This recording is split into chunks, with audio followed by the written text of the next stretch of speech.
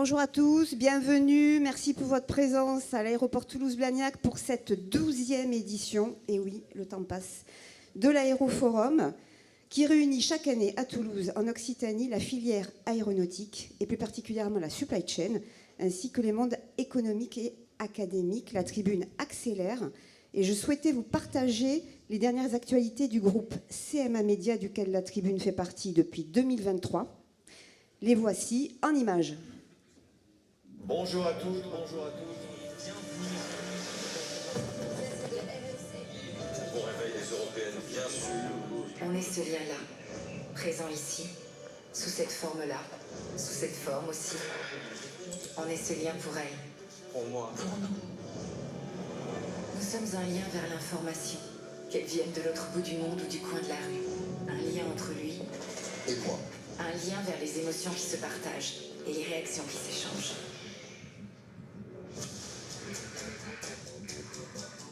Nous sommes un lien qui rassemble, qui fédère, qui unit, pour faire naître une énergie commune. Un lien de confiance. Un lien qui m'accompagne. Un lien que je nourris. Un lien qui me ressemble. Nous sommes un lien technologique, un lien innovant qui nous connecte à de nouvelles communautés. Un lien sans frontières pour partager l'expertise, révéler l'audace et faire voyager les idées.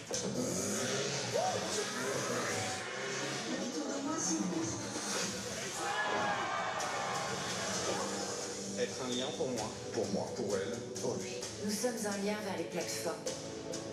Un lien vers les contenus qui répondent aux besoins de chacun en fonction de ses habitudes, de sa sensibilité, de ses convictions. Nous sommes des femmes et des hommes qui développent, qui transmettent, qui expriment la liberté de penser, des médias qui favorisent la pluralité des sources, qui se donnent les moyens de dire, de décrypter, de voir, d'écouter, de faire sourire ou pleurer, les moyens d'informer pour faire société. Pour lui, pour elle, pour vous, pour toi. Vous êtes belle, Marie-Hélène. Nous informons, nous relayons les passions, les idées, nous relions vos émotions. Nous sommes CMA Média.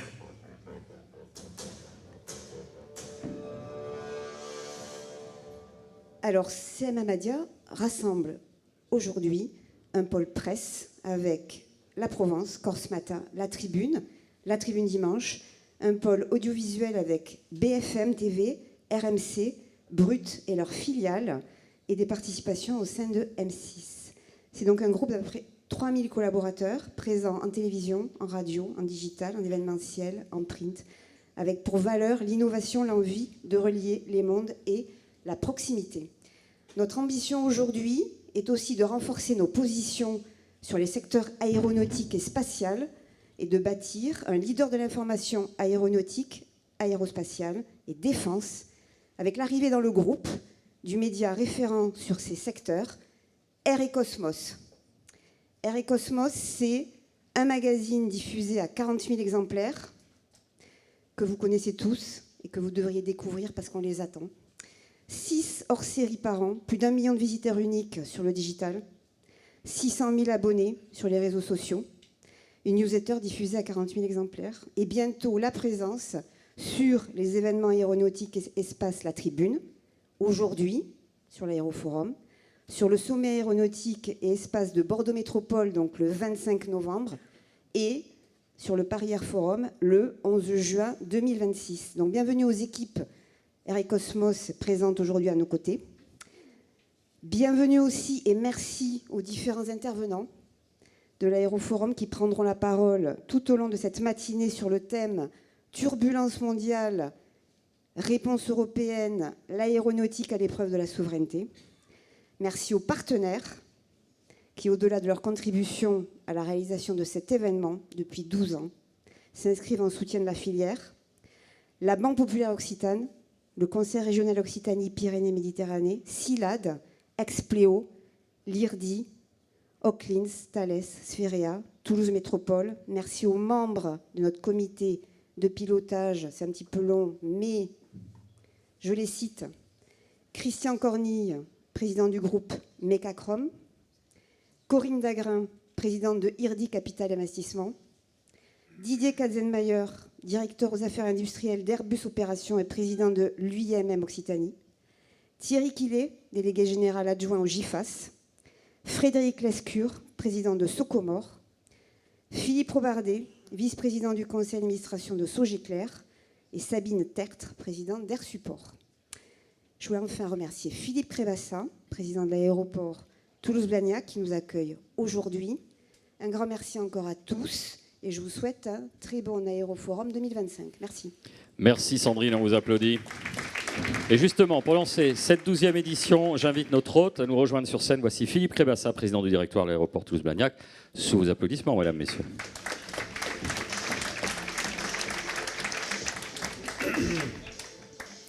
Bonjour à toutes et à tous. Bienvenue donc ici dans votre aéroport. Je suis vraiment ravi qu'Aéroforum pose ses valises dans notre aéroport, au cœur de l'aéronautique toulousaine. Je suis aussi plus personnellement très heureux de vous accueillir, vous, nos clients. C'est rare d'avoir autant de clients réunis dans une même salle. Si je posais la question, qui n'a jamais pris un avion ici à Toulouse, je pense que je verrai peu de mains levées. Sachez que dans la salle, vous avez notre directeur en charge de l'expérience client. Donc si vous avez des choses à partager avec lui, il craignait de s'ennuyer pendant la pause. Bruno, tu as peut-être un petit peu de travail. L'aéroport, c'est un des totems de la souveraineté. Vous savez que ça fait partie des infrastructures qui sont les premières cibles lors d'un conflit. Et je vois au moins deux raisons pour lesquelles parler de l'aéroport sur ce thème de la souveraineté me semble parfaitement approprié. D'abord parce que les grands aéroports français sont des infrastructures vitales pour le fonctionnement de la nation. Je me souviens de l'accueil des malades qui venaient du Grand Est pendant les toutes premières semaines de l'épidémie de Covid. Pour la santé publique donc, mais aussi pour la défense. Nos forces armées, elles, utilisent régulièrement nos pistes pour partir en opération extérieure. Ici, à Toulouse, la souveraineté a peut-être encore plus d'importance qu'ailleurs, car Toulouse est le cœur de l'industrie aérospatiale, une industrie qui contribue très largement à la souveraineté de notre pays. Et Toulouse-Blagnac est certes un aéroport commercial, mais aussi une plateforme industrielle. L'aéroport est une partie intégrante, un maillon clé de l'écosystème. Dès lors, l'enjeu de souveraineté prend aussi tout son sens pour nous. Oui, comment ATB peut rester maître de ses choix? Ici, la souveraineté n'est pas un concept abstrait. L'histoire de notre actionnariat ces 10 dernières années l'a illustré. Elle s'exprime dans notre capacité à maîtriser nos technologies, nos ressources, à choisir nos partenaires, à protéger nos données et à devenir autosuffisante. Alors je voudrais partager avec vous nos actions dans 3 domaines qui illustrent bien notre engagement sur cet enjeu. Tout d'abord, à travers nos choix d'achat et d'investissement. Nous veillons à ce que chaque euro dépensé contribue autant que possible à renforcer le tissu économique local, à soutenir l'innovation française et européenne et à accompagner les entreprises qui partagent nos exigences en matière d'environnement et de responsabilité sociétale. C'est aussi cela, la souveraineté, faire de nos décisions un levier de cohérence collective. La maîtrise se joue aussi et à un rythme exponentiel sur nos systèmes d'information. Nous avons intégré dans nos process la méthode de Security by Design que vous connaissez bien, pour que chaque développement ici à l'aéroport intègre la cybersécurité dès sa conception. Cette année, nous avons choisi Airbus Protect pour renforcer la sécurité de nos systèmes. Nos ressources allouées à la cyberdéfense ont été multipliées par 5 en 5 ans. C'est un investissement stratégique. Protéger nos systèmes, c'est protéger nos clients, nos partenaires et la continuité de fonctionnement de notre pays. Enfin, c'est le 3e domaine, dans notre politique énergétique. Nous décarbonons depuis 15 ans, mais la Covid nous a fait prendre conscience de notre vulnérabilité énergétique. À la station de production d'hydrogène et la chaufferie biomasse, nous avons récemment ajouté 2 centrales photovoltaïques en ombrière et nous travaillons à délaisser à terme le gaz pour la géothermie. Nous sommes déjà devenus le premier producteur photovoltaïque de la métropole toulousaine en 2 ans et nous avons un projet pour quadrupler cette production d'ici 2030. Notre objectif est clair, nous serons à la fois net zéro en carbone d'ici 2029 et nous irons chercher la pleine autonomie énergétique. Voilà, pour finir, je veux dire que la souveraineté est une ambition collective. Pour être souverain aujourd'hui, il faut être fort, et nous le savons, c'est bien l'union qui fait la force. Alors continuons de travailler ensemble pour choisir notre avenir. Et à ce titre, je voudrais souligner qu'ATB fait partie de l'association d'industriels Tompas, et j'en remercie sa présidente, Julie de Sévin. Cette coopération illustre bien la valeur ajoutée du collectif. C'est donc en conjuguant nos forces, industriels, collectivités, institutions, acteurs publics et privés, que nous préserverons la souveraineté et la compétitivité de l'aéronautique européenne. Et je n'ai aucun doute que nous y arriverons.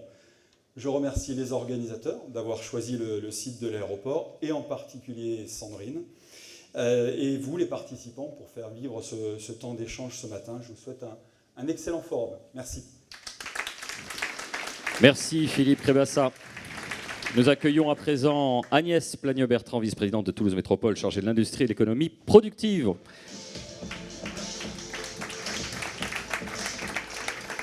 Merci beaucoup. Donc moi je suis très heureuse d'être ici à l'aéroport dont je suis administratrice et pour lequel effectivement je partage un certain nombre de réflexions, travaux et avec l'équipe de laquelle j'essaye de défendre un certain nombre de points importants aux yeux de Toulouse et de sa métropole.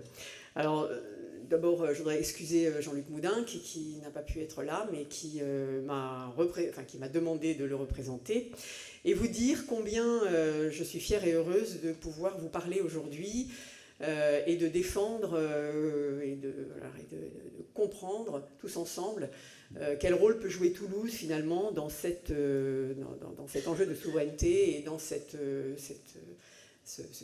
industrie qui nous est si chère. Donc je voudrais simplement vous donner un petit aperçu un peu de toutes les actions que nous menons, puisque c'est à la fois, les enjeux de souveraineté qui concernent notre filière sont extrêmement vastes et complexes, et ça touche l'aéronautique, mais aussi le spatial, mais aussi d'autres enjeux comme la santé. On est aussi tout à fait touché par des problèmes liés à la souveraineté de la santé.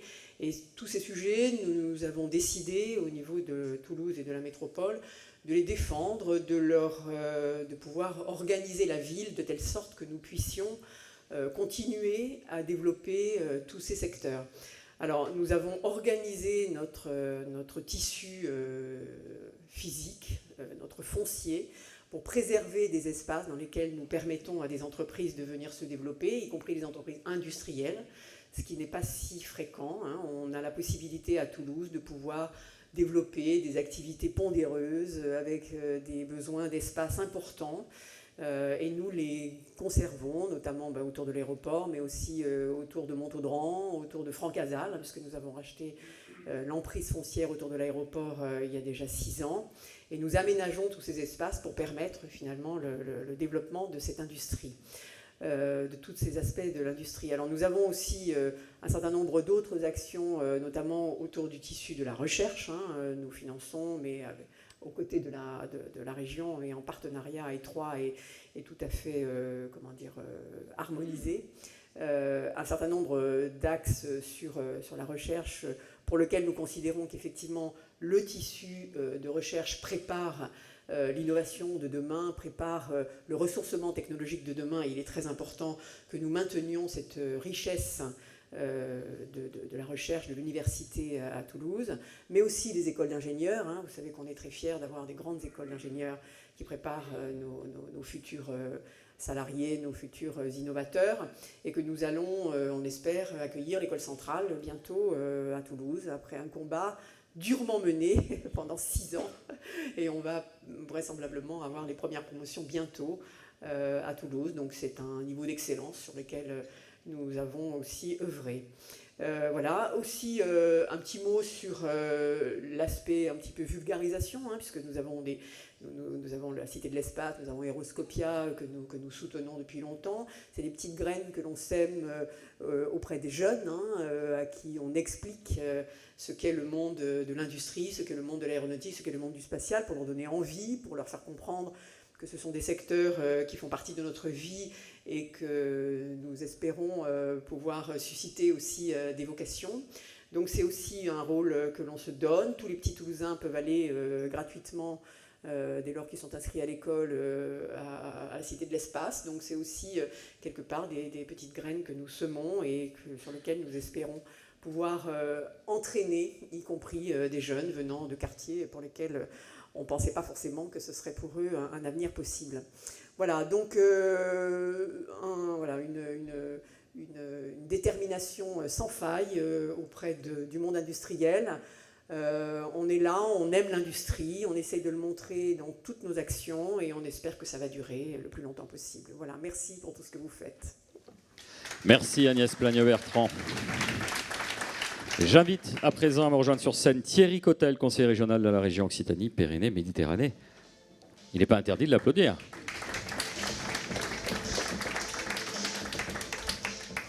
Bien, mesdames, messieurs, bonjour. Je voulais évidemment remercier la tribune pour l'organisation de cet aéroforum, remercier également notre hôte, Philippe Crébassa, sur l'aéroport de Toulouse-Blagnac, qui est une plateforme évidemment très importante pour la région Occitanie. Il y en a d'autres en région Occitanie, mais celle de Toulouse est particulièrement importante, non seulement, comme tu le disais, sur les déplacements qu'il peut générer, mais également aussi comme plateforme industrielle, qui est aussi à noter, parce qu'il n'est pas commun d'avoir en même temps sur un même aéroport la partie donc liée au déplacement et toute la filière industrielle aussi qui est présente autour des acteurs de l'aéronautique que sont Airbus et ATR.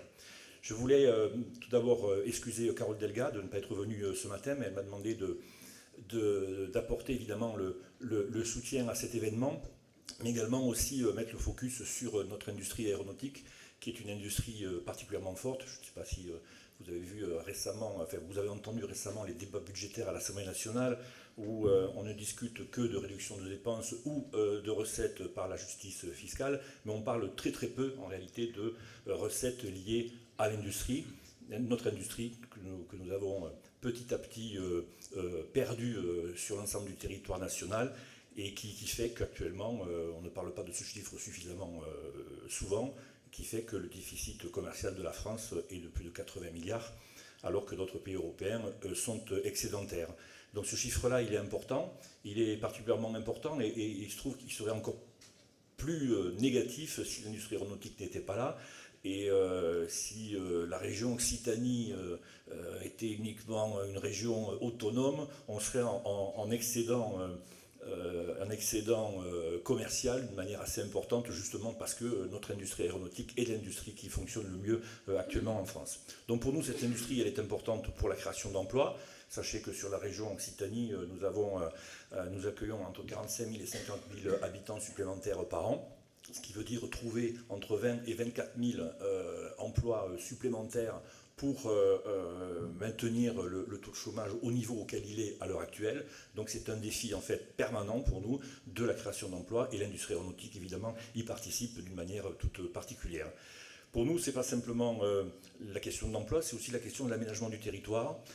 Nous savons tous qu'ici, il y a une forte concentration sur Toulouse du secteur aéronautique, mais il y a aussi dans les autres départements des secteurs qui sont des entreprises qui sont très présentes dans le secteur aéronautique. Je pourrais évidemment citer les Hautes-Pyrénées avec Daher, qui est le troisième, je ne l'ai pas cité, mais qui est le troisième constructeur d'aéronefs de la région Occitanie, qui est donc présent chez nous, mais également aussi la Mécanique Vallée, on pourrait parler aussi du nord du Gard, bref, ça fait en sorte que nous puissions aussi créer de l'emploi et aménager notre territoire d'une manière un petit peu plus harmonieuse, c'est-à-dire qu'au travers des deux grosses métropoles, Toulouse, Montpellier, qui sont extrêmement actives, il y a aussi ces territoires qui méritent d'être mis en avant par la qualité d'ailleurs des salariés qui s'y trouvent, mais également aussi par le dynamisme des industriels qui acceptent de continuer d'investir dans ces zones-là.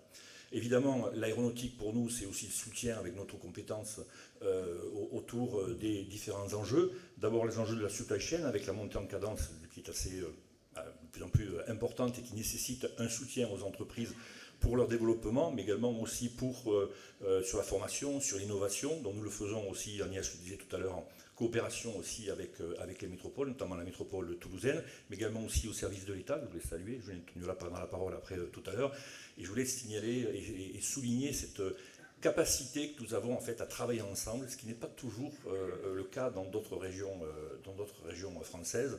Donc, que ce soit avec les services de l'État, avec les métropoles concernées et avec la région, nous arrivons en fait à travailler ensemble pour pouvoir continuer à accompagner et développer le secteur aéronautique. Un petit mot aussi sur nos capacités d'investissement et nos fonds souverains que nous mettons en place en complémentarité avec l'IRDI, que nous accompagnons déjà depuis de nombreuses années. C'est aussi important parce que toutes les régions ne le font pas non plus d'une manière systématique, c'est-à-dire être en capacité de pouvoir monter et travailler sur les hauts de bilan de façon à avoir des entreprises qui continuent leur développement ou qui viennent s'installer dans notre région pour le bien de tout le monde. Voilà, c'est quelques mots que je voulais dire en introduction. Je remercie encore une fois les organisateurs et je vous souhaite évidemment un très très bon aéroforum. Merci beaucoup Thierry Cotel. Et enfin, pour le dernier mot d'introduction, voici Julien Tognola, directeur régional de l'économie, de l'emploi, du travail et des solidarités d'Occitanie.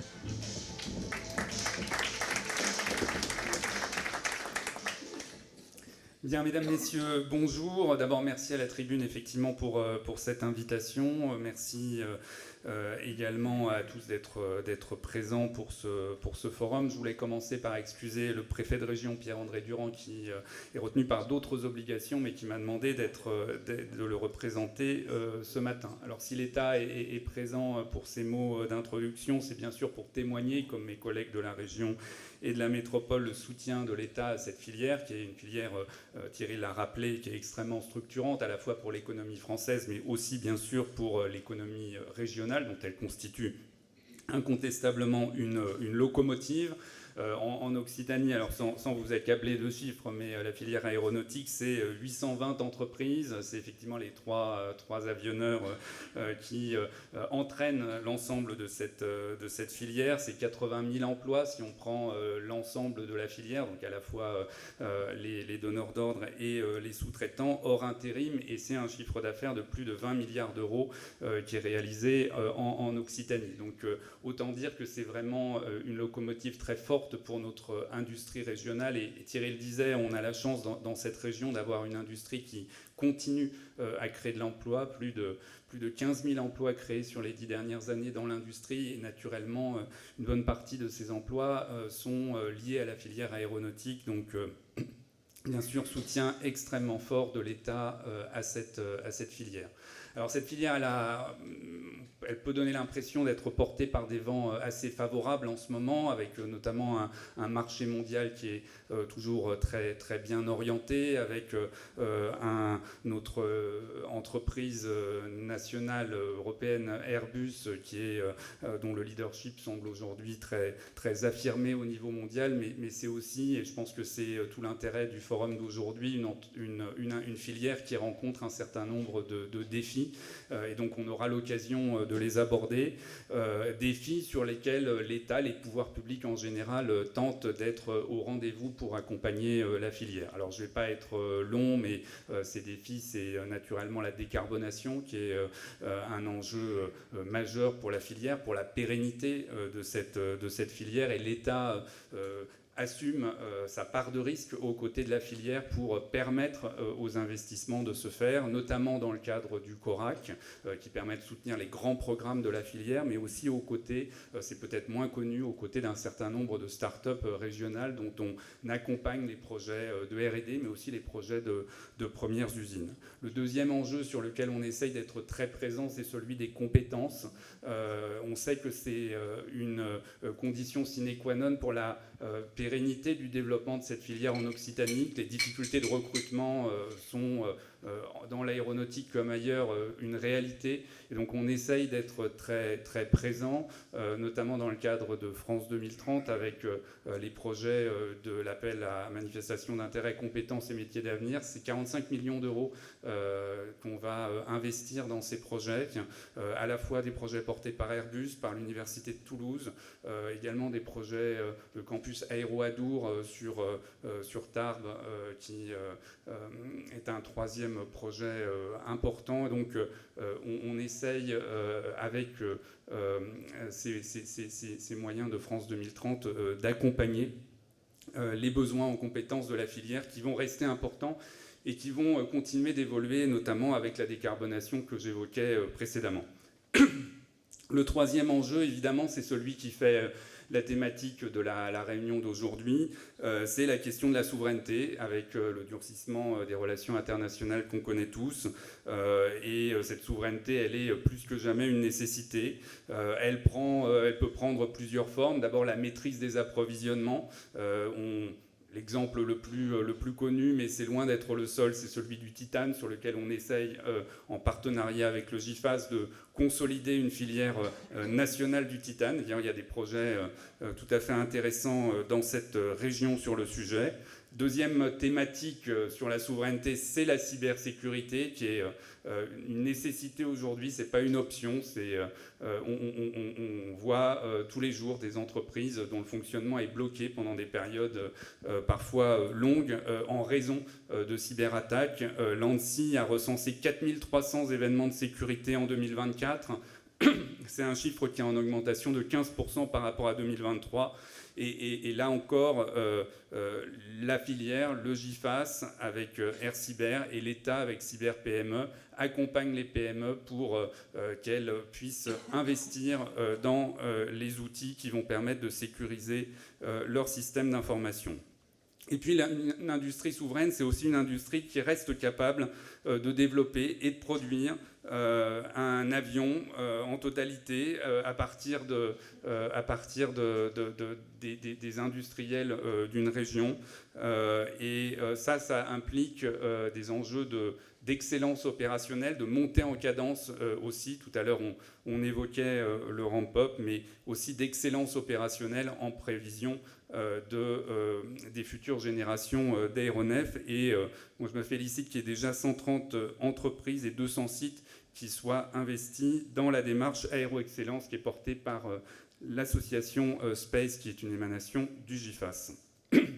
Alors bien sûr, cette souveraineté, elle passera par une cohésion entre les membres de la filière, donneurs d'ordre et fournisseurs. Toutes les entreprises sont en quelque sorte liées par un destin commun, et la défaillance de l'une peut impacter l'ensemble de la filière. Je crois que c'est une des forces de cette région et de cette filière aéronautique, d'avoir cette cohésion, cette capacité à dialoguer entre donneurs d'ordre et sous-traitants. Bien sûr, tout n'est pas toujours rose dans cette relation, mais au moins le dialogue a lieu, et ce n'est pas le cas dans toutes les filières. Et je souhaite évidemment qu'on puisse garder cette qualité de dialogue au sein de la filière, mais aussi avec les pouvoirs publics dans le cadre du comité stratégique de filière qu'on sera amené à relancer en début d'année prochaine, en partenariat avec la région naturellement et avec le GIFAS. Voilà, je vous remercie. Bonne réunion à tous. Merci Julien Tognola. Et on aborde tout de suite notre première séquence. Il s'agit de l'entretien d'ouverture mené par Florine Galéron avec Yannick Assouad, directrice générale adjointe avionique de Thales, sous vos applaudissements.